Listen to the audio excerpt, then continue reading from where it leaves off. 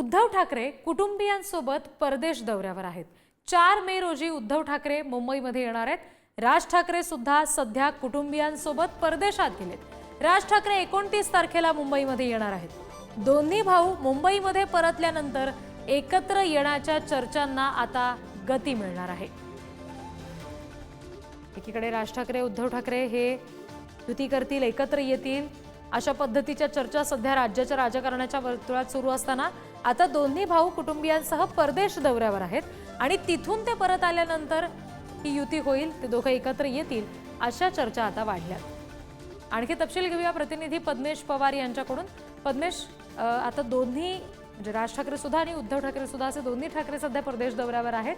काय नेमकं याबाबत घडू शकतं? कारण ते परत आले की मग त्यांची युती होईल, ते एकत्र येतील अशा चर्चा सुद्धा आता वेग घेतात। जी काल रात्रीच उद्धव ठाकरे हे परदेश दौऱ्यावरती गेले आहेत। ऑलरेडी राज ठाकरे हे परदेश दौऱ्यावरती आहेत।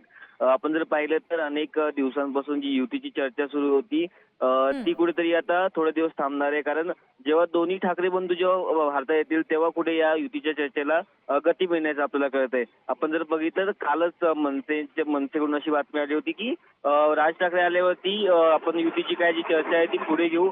आपण आता जर बघितलं तर कुठेतरी थोडे दिवस तरी आता युतीची चर्चा थांबणार आहे।